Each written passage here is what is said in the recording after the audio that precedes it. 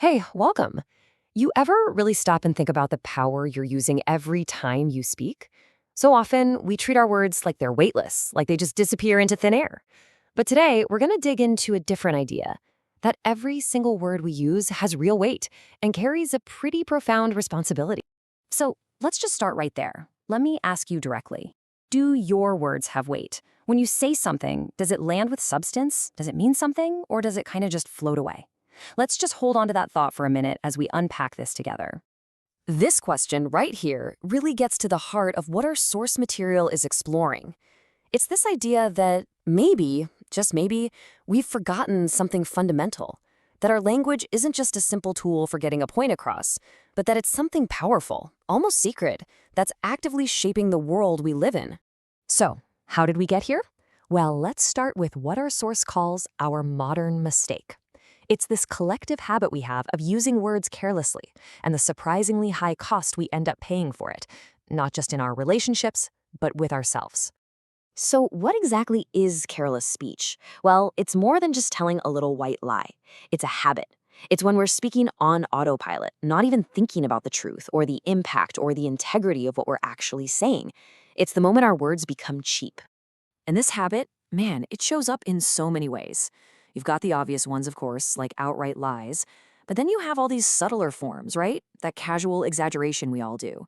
Those vague promises we make but don't really plan on keeping. Or just those empty phrases we throw out there to fill the silence. They all come from the same place. And just look at how easily this happens. We've all been there. This is the worst day of my life, when really it's just a very difficult day. Or my personal favorite, I am literally starving, when we're just really hungry. Now, each one feels harmless, right? But every time we do this, we create this tiny, almost invisible gap between our words and what's actually real. And those little tiny gaps, well, they add up. And this is the key takeaway here. When our words consistently lose their meaning, we lose our connection to truth. Our own picture of reality starts to get a little blurry. That's the real cost we're talking about. Okay, but it doesn't have to be this way. Let's flip the script and look at the alternative, what we're calling the virtuous counterpoint. And this isn't about being restrictive or boring. It's about reclaiming the incredible creative power that our words have when we actually choose to use them with intention. So, truthful speech isn't a passive thing. It's an active practice. It's a conscious choice to honor language itself. It means using our words with precision, making sure they're grounded in honesty, and aiming them with a positive, constructive intent. It's about treating words like the powerful tools they actually are. And this goes way beyond just, not telling lies. It's about proactively using our language as a tool to do good. And according to the source material, there are 3 core purposes that our words are really meant to serve. Think of these 3 purposes as the pillars that hold up all of our communication. First, to uphold truth. Second, to offer encouragement. And third, to seek justice. Let's just take a quick look at what each one of these really means. Okay, so upholding truth. This is the bedrock. This is the foundation. When our words are consistently honest and precise, they become trustworthy. People learn they can rely on what we say. That builds integrity. But just as important, it keeps our own view of the world clear. Our words become a reliable map of reality. The second pillar is all about encouragement. This means making a conscious choice to use our words to build other people up, not to tear them down. And listen, this isn't about empty flattery. It's about seeing something true and positive in another person and giving voice to it.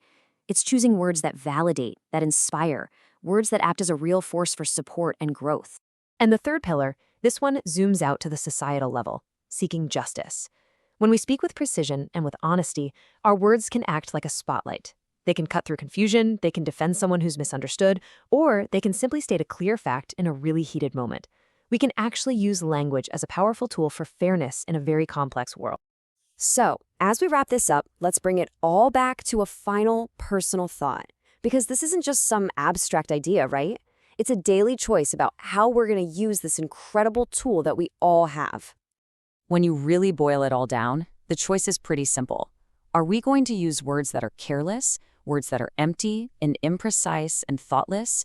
Or are we going to choose words that create, words that build trust, words that build people up, and words that build a clearer, more just reality?